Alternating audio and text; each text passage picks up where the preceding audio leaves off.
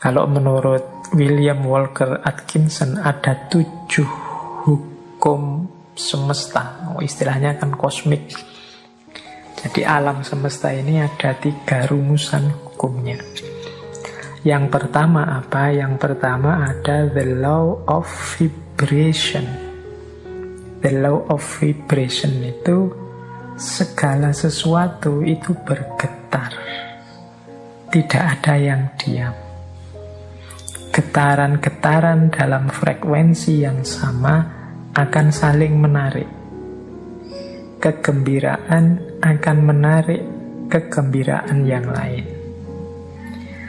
Nah, fokuslah secara konsisten terhadap pikiran tertentu, maka akan menarik getaran yang sama.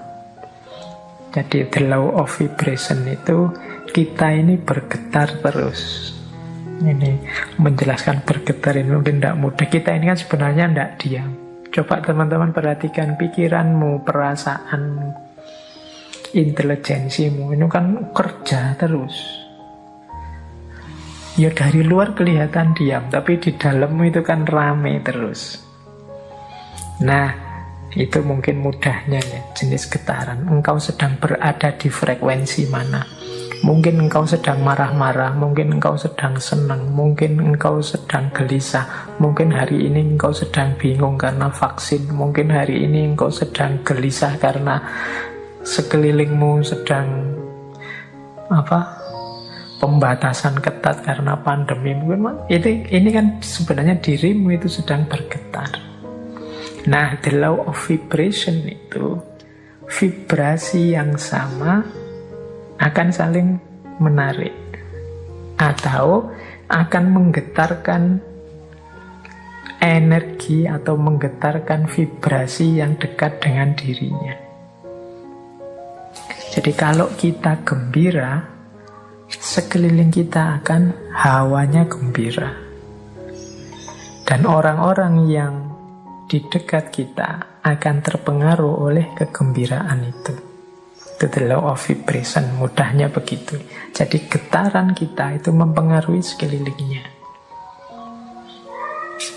Apa yang ada dalam diri kita kalau kita gelisah atau murung, ini menggetarkan sekelilingmu dengan kegelisahan dan kemurungan. Ini namanya the law of vibration. Makanya kadang-kadang teman-teman kan bisa merasakan kalau misalnya punya teman akrab gitu, temanmu sedang sedih, terus dekat denganmu, dia pura-pura banyak ketawa, pura-pura ceria, tapi getarannya bisa engkau tangkap. Itu the law of vibration.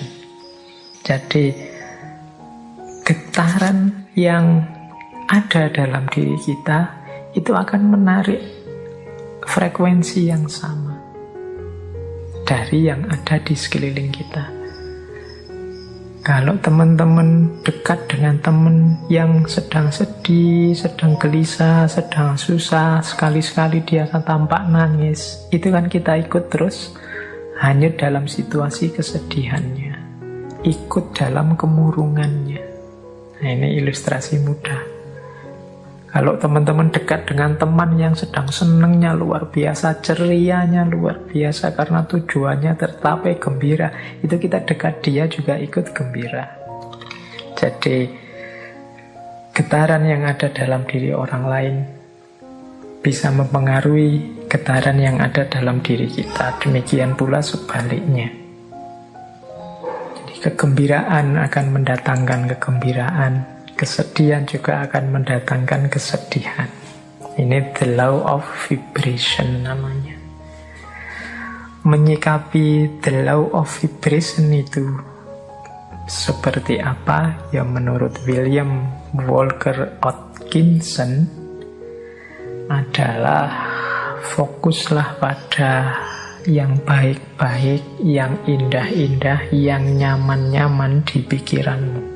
Apa yang engkau inginkan, fokuskan ke situ pikiranmu terus. Jadi getaran kesuksesan, getaran cita-cita keberhasilan, getaran cita-cita kebahagiaan itu biar menyebar kemana-mana dan menarik itu ke dalam dirimu. Yaitu, ayo mikir yang positif-positif saja. Ayo menginginkan yang baik-baik saja.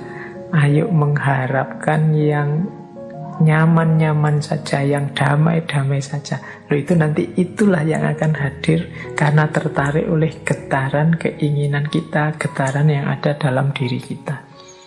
Itu namanya the law of vibration. Itu hukum yang pertama. Jadi carilah frekuensi yang bagus, getaran yang bagus dalam dirimu, dan hidupkan itu biar mempengaruhi sekelilingmu. Yang pertama itu cosmic law, yang kedua the law of relativity. Dalam hidup ini berlaku hukum relativitas. Relativitas mungkin tidak persis sama seperti relativitasnya Einstein. Tapi relativitas di sini adalah mudahnya begini. Tidak ada sesuatu yang bisa kita pahami sampai kita hubungkan dengan sesuatu yang lain. Apakah itu tentang sifat, nilai, kualitas, atau artinya sesuatu dan lain sebagainya, itu kita akan susah memahami kalau kita tidak menghubungkannya dengan yang lain. Itu namanya the law of relativity. Ilustrasi mudahnya, misalnya sampean mau menilai saya, Pak Faiz itu wajahnya seperti itu masuk kategori ganteng apa jelek? Itu kan susah kamu jawab, mungkin ya sungkan barang, tidak berani ngomong. Tapi mudahnya itu, kalian ngerti saya cakep apa jelek, itu kan ketika dibandingkan, dihubungkan dengan yang lain. Mungkin dengan wajahnya orang lain, kalau dihubungkan dengan yang lebih cakep, ya saya tidak ada apa-apanya. Tapi kalau kamu cari yang lebih drop, jauh lebih jelek, mungkin saya ya masuk kategori ganteng. Itu the law of relativity. Indonesia ini negara yang nyaman, maju, atau negara yang terbelakang, mundur? Itu jawabmu mesti susah, karena parameter bisa macam-macam orang bikin. Mudahnya apa? Relatif, relate-kan dengan sesuatu yang lain. Jadi jawabannya mestinya ya kalau dihubungkan dengan negara ini kita masih terbelakang. Tapi kalau kita sambungkan dengan negara ini ya masih lumayan, kita masih tergolong lebih maju. Itu namanya the law of relativity. Jadi ini hukum alam yang kedua. Nah, maksudnya apa William Walker ini menunjukkan the law of relativity? Ya, hendaknya kita ini selalu menghubungkan situasi yang kita alami dengan yang lebih buruk atau lebih kurang atau di bawah kita. Tujuannya apa? Biar kita bersyukur. Semua kegelisahan ya mungkin tidak 100% lah, sebut saja 90% kegalauan, kegelisahan kita hari ini itu muncul karena kita merelasikan diri dengan sesuatu yang lain, yang lebih tinggi, lebih bagus, lebih sukses, pokoknya lebih segalanya dari kita. Akhirnya kita tidak mampu untuk bersyukur. Mau bersyukur itu lebih berat karena kita melihat hidup kita ini serba kurang. Kita salah mencari relasi, menghubungkan diri kita dengan apa. Karena tiap hari mungkin engkau melihatnya artis siapa, atau melihatnya tokoh siapa, atau kiblatmu orang besar siapa, itu terus orang kaya siapa, itu terus orang sukses siapa, itu terus, sehingga ketika menengok dirimu yang lahir hanya pesimisme, underestimate, merasa betapa tidak berharganya dirimu dan lain sebagainya, akhirnya tidak bisa bersyukur. Nah, untuk bisa bersyukur, ingatlah the law of relativity tadi. Kalau engkau mau melihat yang lebih bawah darimu, masih banyak. Ada mahasiswa yang sumpek sekali karena semester akhir belum punya pacar misalnya, dia lupa bahwa dia jadi mahasiswa itu aja sudah kelebihan yang luar biasa. Benchmarknya mungkin temennya. Benchmark itu tempat dia mengukur, tempat dia merelasikan diri, itu temennya yang sudah punya pacar. Tapi dia lupa, dalam dirinya ada banyak kelimpahan, ada banyak kelebihan. Dia sibuk hanya satu kekurangan ini. Ini biasanya karena salah merelasikan diri, akhirnya susah bersyukur.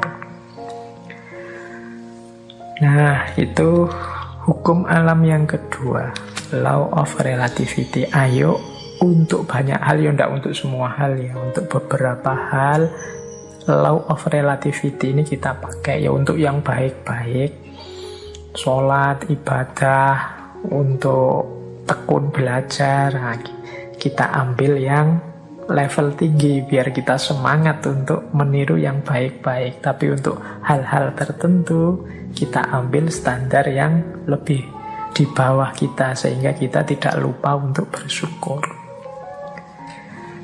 Nah, yang ketiga, the law of cause and effect. Hukum sebab akibat. Kalau ini saya tidak perlu menjelaskan ya. Kalau dalam Islam ya ada famay ya'mal misqala dzarratin khairan yarah wa may ya'mal misqala dzarratin syarran yarah.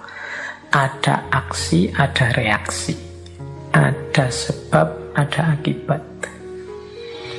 Maka menghadapi hukum yang semacam ini, marilah kita ciptakan dalam hidup ini sebab yang baik-baik saja.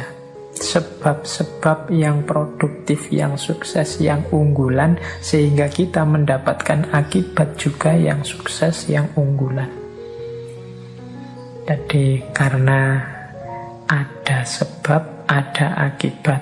Kalau ingin akibat yang bagus, ya ciptakanlah sebab yang bagus. Ini hukum alam juga. Tidak mungkin dari kemalasan lahir keberhasilan misalnya, makanya jangan malas. Tidak mungkin dari kejahatan, keburukan lahir kebaikan. Tidak mungkin dari proses yang merusak lahir perbaikan. Nah, ini cause and effect. Ini hukum alam yang ketiga. Ada sebab, ada akibat. Apapun yang kita panen hari ini, itu adalah benih yang kita tanam sebelumnya. Yang keempat, the law of polarity. Law of polarity ini, segala sesuatu dalam hidup ini ada pasangannya.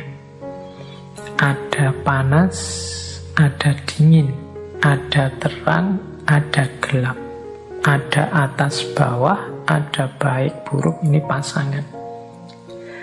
Pasangan ini sifatnya saling mengadakan. Saling mengadakan ya, kalau tidak ada buruk, yang baik juga tidak akan ada. Adanya yang baik karena ada yang buruk. Ini namanya saling mengadakan. Kalau semua orang sama, semua baik, semua, ya dia tidak disebut baik, ya standar saja. Dia disebut baik karena ada yang buruk. Disebut terang karena ada situasi gelap.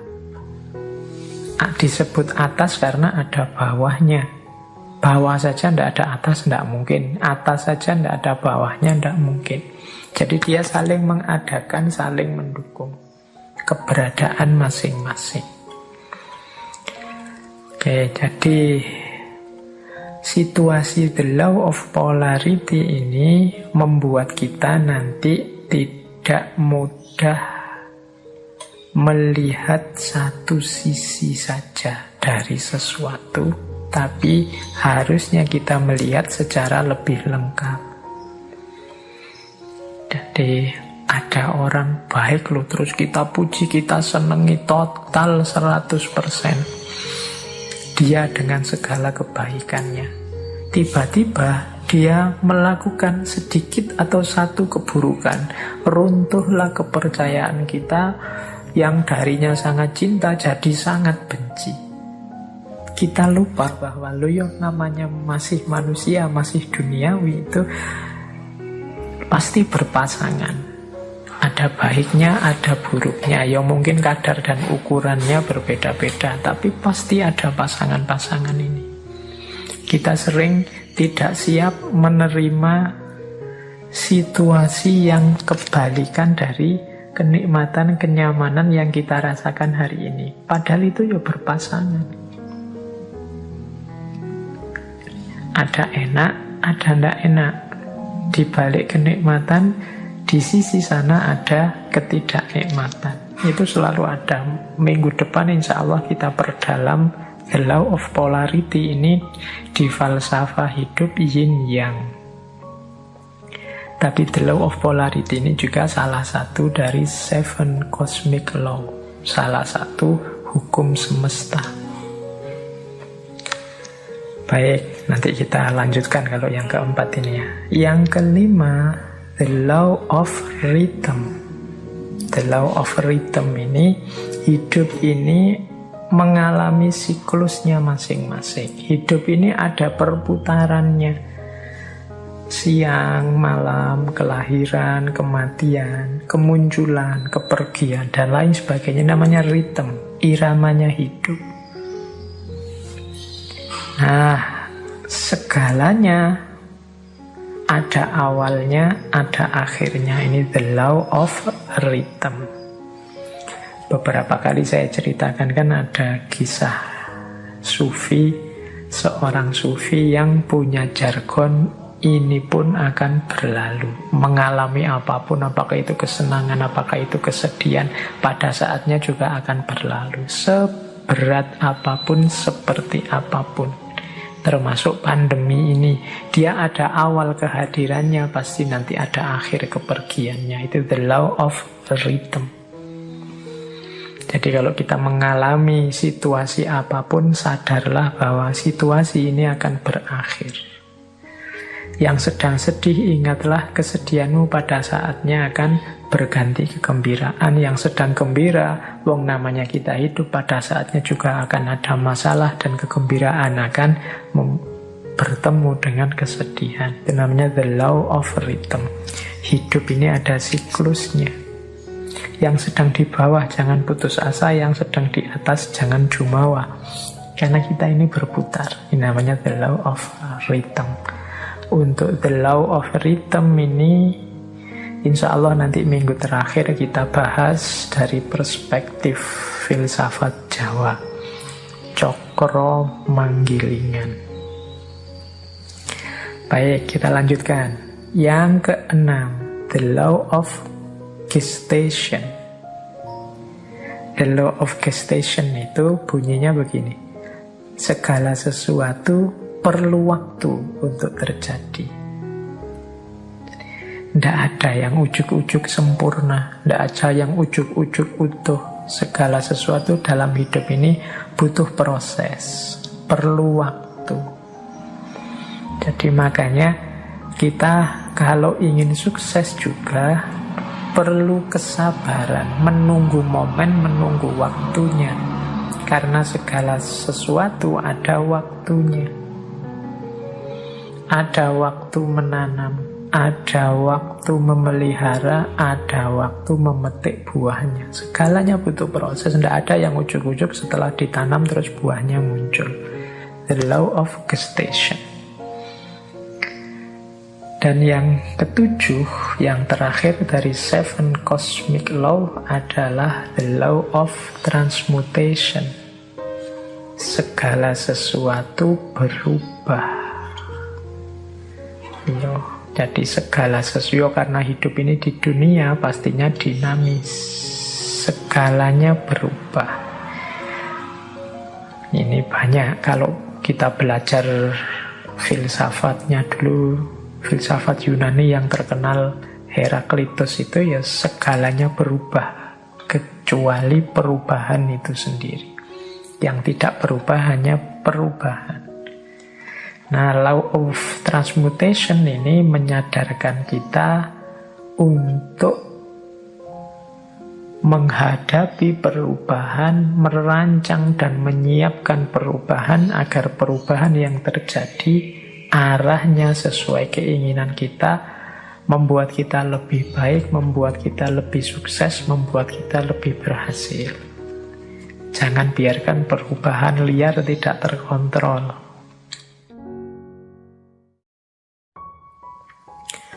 Nah, asumsi-asumsinya apa sih the law of attraction itu? Jadi yang pertama, energi mengalir kemana perhatian seseorang tertuju. Mengapa sih meyakini the law of attraction? Apa yang kita yakini itulah yang terwujud. Karena ketika kita meyakini sesuatu, fokus pada sesuatu, energi kita mengalir ke situ semua. Pokoknya saya harus berhasil di sini, saya harus sukses ini, saya harus mampu melakukan ini. Nah, itu energi kita mengalir ke situ semua. Ya wis mudahnya, sering saya ilustrasikan kan kalau orang jatuh cinta. Itu energinya fokus semua pada yang dicintainya, sehingga kadang-kadang dia bisa melakukan apapun yang untuk dirinya sendiri saja mungkin tidak dilakukan, tapi untuk yang dia cintai dia mampu melakukannya. Kenapa? Energinya mengalir ke situ semua, karena pikiran perhatiannya ke situ semua. Jadi asumsi pertamanya itu, ketika kita fokus pada sesuatu, maka semua potensi diri kita ke situ semua. Itu yang pertama, asumsinya itu. Yang kedua, alam semesta ini, ya di situ kalimatnya penuh dengan kelimpahan untuk manusia. Maksudnya apa? Alam semesta ini, segala fasilitas kelebihan yang ada di dalamnya oleh Allah itu diciptakan untuk manusia, dalam tanda petik untuk melayani manusia.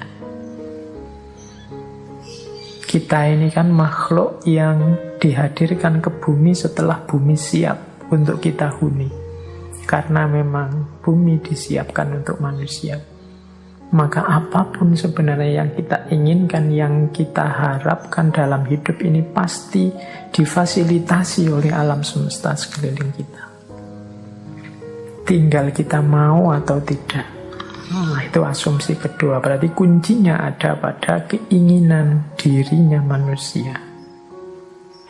Asumsi yang kedua, mengapa kok pikiran kita nanti yang menjadi kunci. Yang ketiga, kemampuan atau potensi manusia itu sangat jauh lebih besar, jauh lebih luas daripada yang kita sadari saat ini. Jadi kayak kita merasa, Pak, filsafat itu mentok, saya Pak tidak paham. Tidak, kamu kurang serius menggali potensimu saja. Kalau kamu mau bisa-bisa. Pak, bahasa Inggris itu Pak, wah puyeng saya Pak. Matematika itu Pak, enggak. Kamu bisa sebenarnya, cuma kamu kesusu berhenti saja. Kemampuan atau potensimu tidak terbatas itu. Allah memberimu potensi yang luar biasa. Harusnya engkau jadi orang yang luar biasa. Harusnya setiap orang kalau mau dia bisa jadi luar biasa. Kemampuan dan potensimu cukup untuk apapun yang engkau cita-citakan, engkau inginkan. Itu asumsi ketiga. Asumsi keempat, hidup ini tujuan dan isinya tergantung pada keputusanmu sebagai manusia. Jadi kita ini, kalau bahasanya agama, kita ini khalifahnya. Wajahnya hidup ini tergantung kita. Termasuk hidup kita ini ingin jadi apa, ingin seperti apa. Kuncinya di kita sendiri. Dan pilihan-pilihan hidup itu tidak terbatas. Pak, saya ini anak desa, bapak saya cuma tani, berarti ya cita-cita paling tinggi paling saya bisa itu. Enggak, kalau kamu matok serendah itu cita-citamu, ya enggak jauh-jauh dari situ. Panjang setinggi mungkin. Pilihan banyak, enggak terbatas. Wawasanmu harus luas. Jadi pilihan hidup itu banyak, silahkan engkau pilih. Kuncinya ada pada dirimu sendiri. Engkaulah yang menciptakan kehidupanmu. Jadi rentetan asumsi ini, energi itu mengalir, fokusmu kemana tertuju. Kalau engkau fokus hanya pada hal-hal itu yang sepele-sepele, yang biasa-biasa saja, ya hidupmu akan terbentuk secara sepele dan biasa-biasa saja. Tapi kalau engkau fokus pada hal-hal besar yang luar biasa, ya hidupmu akan terbentuk secara luar biasa. Jangan takut, alam semesta pasti menyediakan semua fasilitas yang engkau butuhkan.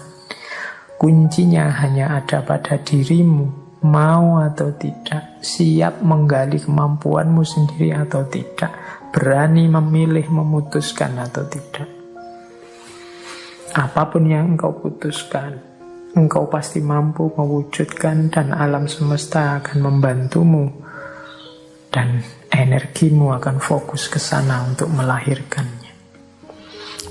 Ini asumsinya dari The Law of Attraction. Baik, kita masuk sekarang ke Law of Attraction-nya sendiri. Basic principles, prinsip-prinsip dasarnya Law of Attraction itu di catatan saya secara umum ada 4. Yang pertama, apa yang engkau pikirkan, itulah yang engkau dapatkan. Yang kedua, pikiranmu menentukan bagaimana hidupmu. Yang ketiga, pikiran yang positif akan mendatangkan kehidupan yang positif. Dan yang keempat, pikiran yang negatif akan mendatangkan kehidupan yang juga negatif. Berarti Law of Attraction ini pertama-tama menyarankan kita untuk memperhatikan apa yang ada di pikiran kita. Isinya apa saja? Apakah isinya hal-hal yang positif ataukah isinya hal-hal yang negatif? Kalau isinya hal-hal yang positif, insya Allah hidup kita juga akan berwujud positif. Kalau isinya hal-hal yang negatif, ya wajahnya hidup kita adalah hidup yang negatif. Nah, ini masing-masing kita yang bisa ngerti. Coba ditengok deh. Atau mungkin manifestasi pikiran kita hari ini mungkin di status-status yang kita buat, obrolan-obrolan dengan teman-teman kita hari ini. Coba kita muhasabahi, kita refleksi, banyak positifnya atau banyak negatifnya. Makanya agama itu menyuruh kita serba husnudzon, jangan suudzon. Husnudzon itu berarti mengisi pikiran dengan yang positif-positif. Maka hidup kita warnanya juga sesuai isi pikiran kita. Karena husnudzon, ya hidupnya jadi husn baik. Kebalikannya, kalau suudzon, hidupnya juga akan termanifestasi jadi su. Pikirannya jelek, terus pikirannya negatif, terus curiga, terus ya sudah, hidupmu adalah hidup yang warnanya penuh kecurigaan. Hidup penuh kecurigaan itu kan hidup yang gelisah. Dari mana kegelisahan itu muncul? Engkau sendiri yang menciptakan. Dengan suudzonmu tadi, prasangka burukmu tadi. Coba tadi kamu prasangka baik, hidupmu jadi tenang. Dari mana ketenangan itu datang? Ya engkau ciptakan sendiri tadi, karena engkau suudzon. Ya bayangkan ya mudahnya, misalnya kalian mau naik kendaraan umum, naik bis atau kereta. Itu kalau pikiranmu serba prasangka buruk, jangan-jangan nanti dicopet, jangan-jangan nanti di tengah jalan keretanya tabrakan mogok, jangan-jangan pikirannya jelek terus, maka kalian tidak akan bisa menikmati perjalanan. Sepanjang jalan mungkin kamu gelisah, ini jangan-jangan nabrak, jangan-jangan nanti ketemu orang jahat, jangan-jangan tidak tenang perjalananmu. Dari mana ketidaktenangan itu datang? Ya kamu awali dari pikiranmu sendiri tadi. Tapi coba engkau husnudzon, jadi pikiran yang bersih, tidak curiga, yakin dengan kenyamanan, keamananmu, ya perjalananmu nyaman. Tadi kalau di rumus teori vibrasi tadi, ya kenyamanan, keamananmu akan menarik sekelilingmu, frekuensinya juga jadi nyaman, jadi aman. Tapi kecurigaan, kegelisahanmu juga akan melahirkan kecurigaan, kegelisahan di sekelilingmu. Hidupnya jadi tidak nyaman. Nah, ini basic prinsipnya, mudahnya penjelasannya begitu. Jadi kalau kita isinya negatif-negatif saja, ya energi negatif yang kita tarik dalam hidup. Pandemi ini kan melahirkan jutaan gagasan negatif. Mungkin lebih dari itu, saya sebutnya jutaan, jangan-jangan puluhan juta atau ratusan juta seluruh dunia. Bayangkan energi negatif yang lahir dari jutaan pikiran yang negatif. Sakitnya sama, tapi kalau kita hadapi dengan optimis atau dengan pesimis, itu kan kesannya, rasanya beda. Itu the law of attraction. Semakin negatif isi pikiran kita, ya semakin keruh hidup kita.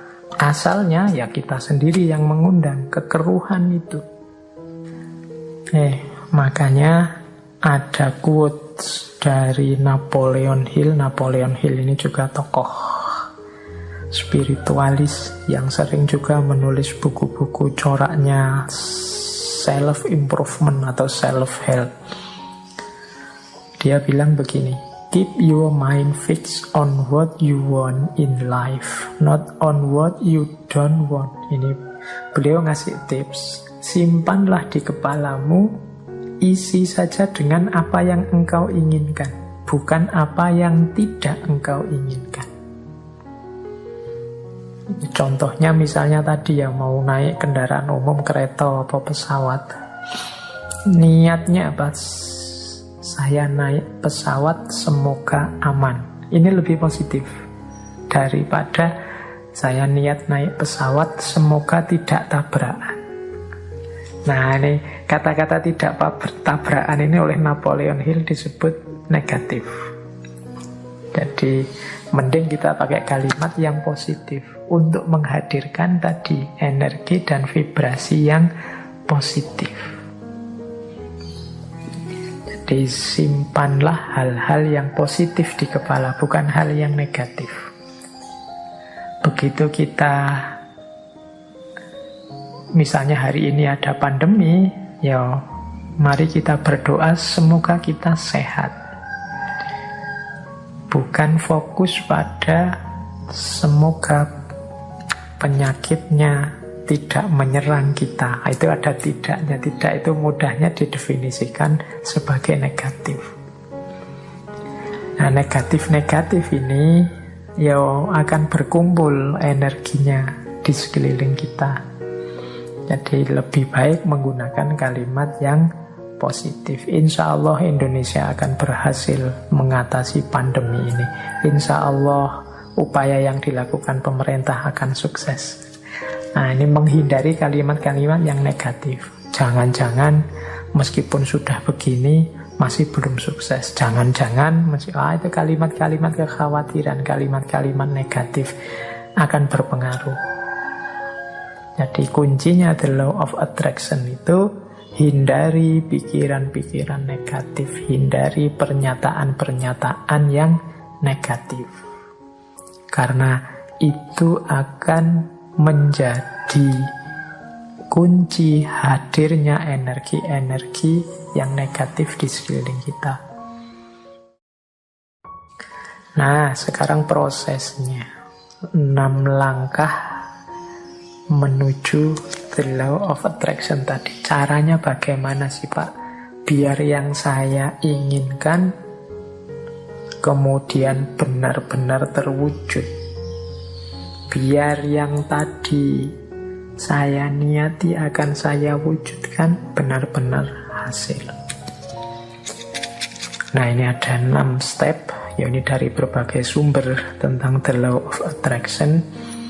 Yang pertama adalah mintalah apa yang engkau inginkan. Kalau dalam agama minta ini kemudian wujudnya jadi doa. Atau mungkin dalam bahasa yang berbeda, kadang orang pakai kalimat mimpilah, beranilah bermimpi. Kalau orang minta saja tidak berani, mimpi saja tidak berani, bagaimana dia mencapai tujuan-tujuan besar? Alah Pak, saya ini orang desa, ya sudah, cuma cukup seperti ini saja saya sudah senang, ya sudah, hidupmu akan hanya sampai level itu. Yang engkau inginkan memang di level itu saja. Padahal kalau engkau mau, engkau bisa minta yang lebih tinggi, menginginkan yang lebih tinggi. Inginkanlah. Jadi mintalah itu sama seperti inginkanlah apapun yang engkau inginkan yang besar-besar. Kalau sudah menginginkan, sudah minta, jangan lupa. Percayalah bahwa yang engkau inginkan itu akan terjadi. Nah, ini yang kadang-kadang kalau dibaca sepele tapi dijalankan berat. Keyakinan. Saya sering menyatakan kita itu kalau berdoa kadang setengah-setengah. Setengah-setengah dalam arti kita sendiri tidak yakin doa ini akan dikabulkan. Jadi wong kita sendiri tidak yakin bahwa keinginan kita akan terkabul. Ya wes, tidak akan wujud wong kita sendiri tidak yakin. Kalau kita yakinnya 50%, ya wujudnya mungkin ya hanya 50% nanti buahnya. Jadi ini bagian dari the law of attraction adalah keyakinan kita, kemantapan hati kita. Saya Pak nanti pasti bisa dapat jodoh yang cantik, yang kaya, yang macam-macam. Tapi terus kamu sendiri yang mementahkan. Tapi apa ya mampu ya Pak, wong saya itu hanya orang desa, wajahku ya pas-pasan gini, ya mesti raiso Pak. Ya sudah, kamu sendiri pesimis gitu ya tidak akan wujud. Engkau sendiri yang mementahkan doamu, engkau sendiri yang mementahkan keinginan-keinginanmu. Ya alam semesta sekelilingmu, kemampuan potensi besar dalam dirimu yang tidak akan keluar, kamu sendiri tidak yakin. Kalau engkau yakinnya 50%, ya keluarnya 50%. Jadi yang kedua, percayalah, yakinlah bahwa apa yang engkau minta pasti akan terwujud. Nah yang ketiga ini siapkan dirimu untuk menerima kesuksesan sebagaimana yang engkau minta. Ya kan? Yo, kalau engkau minta, Pak, saya punya tujuan lulus kuliah yang paling cepat. Saya ingin lulusnya saya paling awal dengan nilai paling tinggi. Lalu kamu harus menciptakan dirimu sejak sekarang sebagai orang yang siap sebagai mahasiswa yang lulus tercepat terbaik. Kalau engkau bercita-cita punya, kayak tadi ya, meskipun artifisial, punya istri cantik, punya istri kaya, punya istri luar biasa, ya bersiaplah ciptakan dirimu sebagai orang yang pantas punya istri cantik, kaya, dan lain sebagainya. Jadi di antara tandanya bahwa engkau yakin akan terkabul itu engkau siap-siap untuk menerimanya. Lah kalau engkau tidak siap menerimanya, ya dia tidak akan hadir. Siapkan lahir batinmu untuk menerima anugerah terkabulnya doamu. Tapi kalau engkau tidak siap lahir batin, itu ibaratnya wadah. Kalau engkau minta diberi air. Misalnya ya siapkan mangkok yang bisa menampung air. Kalau engkau minta diberi beras, ya siapkan kantong yang bisa menampung beras, kan itu. Nah, kalau engkau tidak siapkan kantongnya, tidak siapkan mangkoknya, air dan beras itu mau ditaruh di mana, ya dia akan lewat begitu saja dalam hidup. Jadi yang ketiga, siapkan dirimu untuk menerima. Mungkin engkau pernah berdoa, sebenarnya doamu itu kabul, tapi engkau tidak siap menerima, sehingga anugerah itu lewat begitu saja. Teman-teman mungkin pernah dengar cerita atau membaca cerita ya, satu ketika ada banjir, kemudian ada orang yang naik ke atas genteng menunggu datangnya pertolongan. Dia berdoa, ya Allah, semoga selamatkanlah aku dari banjir ini. Kemudian tiba-tiba datang tim SAR membawa perangkat untuk penyelamatan.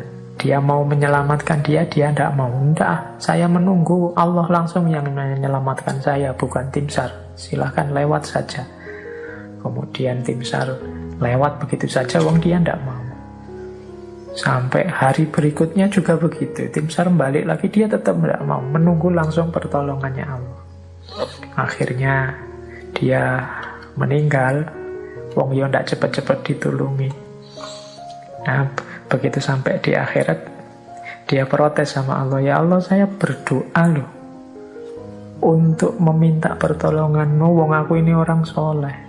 Kok engkau tidak datang-datang menolongku? Terus Allah jawab, lah aku kirimkan tim SAR pertama, tim SAR kedua, tim SAR ketiga. Itulah mbok anggap pertolongan dari siapa? Ya ternyata dia tidak siap untuk menerima pengabulan doanya. Baik, yaitu ilustrasi kasarnya. Yang ketiga, bersiaplah tadi yang menerima terkabulnya doa. Jadi yakin, percaya, dan siap. Yang keempat, kalau bahasanya the law of attraction, visualisasikan. Jadi untuk mendukung semua itu, hidupkan dalam pikiranmu, hidupkan dalam imajinasimu, hidupkan dalam batinmu. Ketika doa itu dikabulkan terus menerus. Jadi bayangkan keberhasilan itu dalam pikiranmu. Jadi ini untuk membantu fokus tadi. Kalau dalam agama seandainya berdoa ya untuk membantu biar doanya lebih mantap sepenuh hati. Itu hadirkan keberhasilan yang engkau inginkan dalam pikiranmu, dalam imajinasimu. Terus yang kelima, jadi visualisasikan. Yang kelima, bersyukurlah terhadap apa yang engkau miliki saat ini. Nah, yang kelima ini sehubungan dengan situasimu saat ini, syukurilah. Kalau bahasanya agama, kalau engkau bersyukur ya nanti akan ditambah. La in syakartum la azidannakum. Jadi kalau engkau bersyukur, aku tambah. Orang yang menerima situasi hari ini adalah orang yang siap untuk menerima anugerah selanjutnya. Tapi orang yang tidak terima situasi hari ini, ya dia tidak akan bisa menerima anugerah selanjutnya. Wong dia masih belum puas dengan situasi hari ini. Berarti dia kan masih sibuk dengan yang saat ini. Hidup itu kan, kalau bahasa Al-Quran, fa'idha faroghta fansab, kalau sudah tuntas ini ganti yang selanjutnya. Kalau kita sudah puas dengan yang sekarang, berarti kita siap menjemput yang selanjutnya. Kalau kita menerima anugerah-anugerah hari ini, berarti kita siap untuk ditambah lagi anugerah selanjutnya. Kalau kita masih belum puas dengan yang sekarang, ya tidak akan ditambah, wong kita belum puas. Yang sekarang berarti belum beres, masih kita keluhkan, masih kita komplain, masih kita protes. Jadi yang kelima, jadilah pribadi yang bersyukur, jadi pribadi yang tidak mudah mengeluh, pribadi yang tidak komplain melulu. Jadi saya terima ya Allah situasi hari ini. Mungkin ini karena perbuatan-perbuatanku, mungkin ada yang baik, ada yang buruk tadi ya, the law of cause and effect itu. Saya syukuri yang baik-baik, dan aku mohon selanjutnya berikan aku. Nah, itu namanya siap menerima anugerah selanjutnya. Dan yang terakhir, untuk mencapai tujuan dari yang kita inginkan, menurut the law of attraction tadi, rencanakan dan usahakan langkah-langkah untuk menarik apa yang engkau inginkan. Orang yang pikirannya fokus pada keinginannya, sangat serius pada cita-citanya, itu pasti dia tidak diam saja. Jadi kelihatan. Jadi bukan orang yang minta terus tidur. Jadi dia minta, kalau memang benar-benar ingin terwujud, ya dia akan punya aksi-aksi, punya tindakan-tindakan, baik tindakan-tindakan untuk mewujudkan maupun tindakan-tindakan untuk bersiap menerima hasilnya. Jadi di yang terakhir ini sebenarnya sifatnya otomatis. Kalau kita sedang sangat cinta dengan seseorang misalnya, itu tanpa disuruh kan kita akan melakukan banyak hal untuk meraih cintanya. Ini sudah otomatis. Tapi kalau kita tidak terlalu cinta atau setengah-setengah, ya mungkin tidak terlalu serius juga melakukan sesuatu untuk mendapatkan cintanya. Jadi logikanya seperti itu. Kalau kita memang cinta sama Allah, tidak perlu diperingatkan tiap hari, tidak perlu diancam-ancam dengan neraka, tidak perlu diiming-imingi dengan surga. Engkau pasti sudah selalu ingin dekat dengan Allah, melakukan aktivitas apapun yang membuatmu dekat dengan Allah. Ini otomatis. Jadi ini 6 langkah dalam konteks the law of attraction. Mintalah apa yang engkau inginkan, percayalah bahwa yang engkau inginkan pasti nanti akan terwujud. Persiapkan dirimu untuk mendapatkan apa yang engkau inginkan. Kemudian visualisasikan, bayangkan keberhasilanmu dalam pikiranmu, dalam batinmu.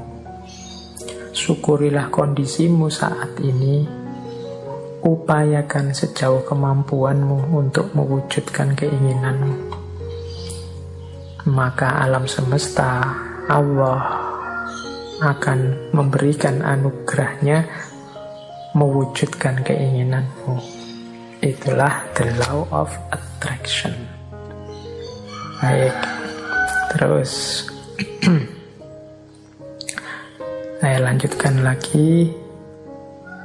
Di antara kuncinya the law of attraction adalah membangun vibrasi yang positif. Jadi kuncinya ada di getaran tadi. Getaran kita harus getaran yang positif. Ada teori yang menyatakan bahwa getaran yang positif itu antara lain adalah kegembiraan, cinta, kebahagiaan, keceriaan, apresiasi, rasa syukur. Nah, ini vibrasi-vibrasi positif yang akan menarik hal-hal yang positif di sekeliling kita.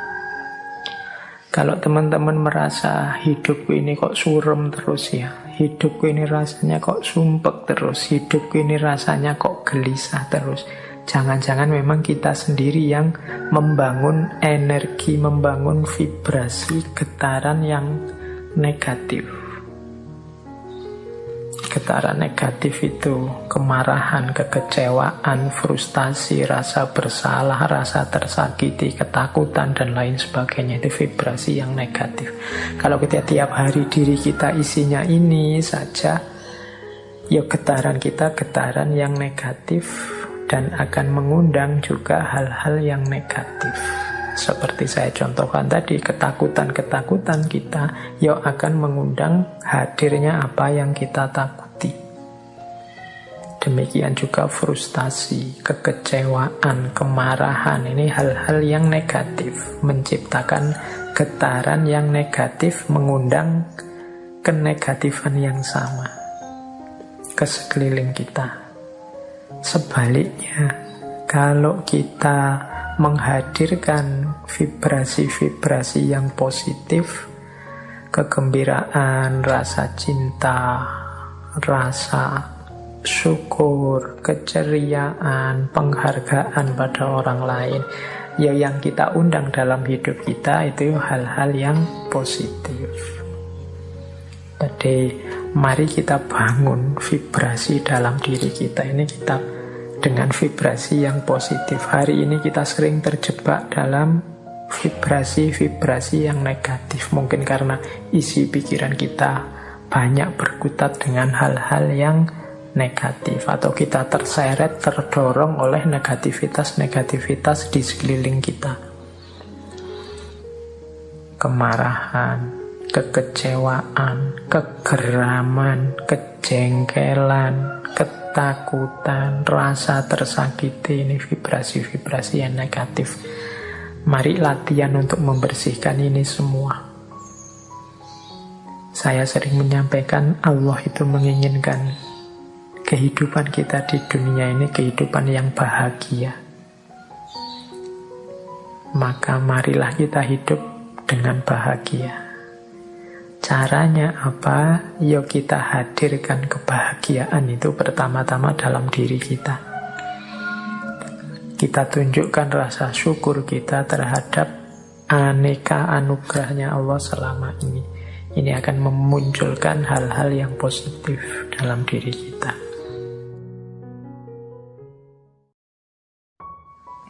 Oke, baik. Kita lanjutkan lagi. Nah, law attraction wisdom yang ketiga.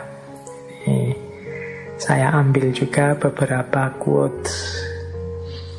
Ambil nafas dulu sebentar. Ini sejak tadi ya kita ngegas terus kajiannya. Ya karena materinya banyak, ini waktunya sisa sedikit.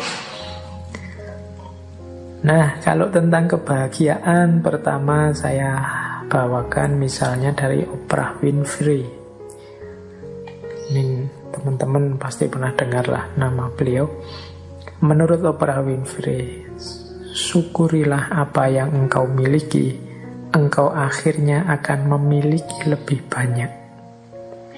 Kalau engkau hanya memperhatikan apa yang belum engkau miliki, engkau tidak akan pernah merasa cukup. Nah, kalau ini kembali pada prinsip 6 langkah law of attraction tadi ya. Di antara langkahnya adalah mensyukuri apa yang sekarang kita miliki. Begitu kita bersyukur, berarti kita siap untuk ditambah. Engkau akhirnya akan memiliki lebih banyak. Banyak di antara kita yang tidak bersyukur.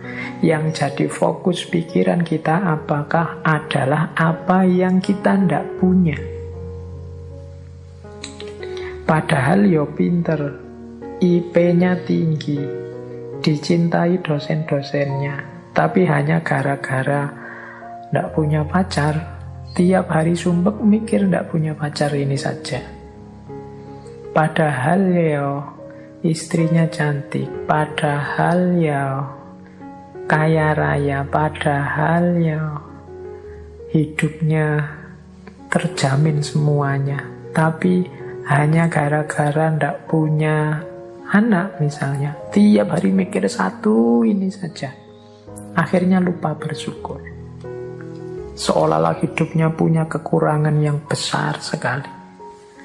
Nah ini kita tidak akan bahagia kalau hanya memperhatikan apa yang belum kita miliki.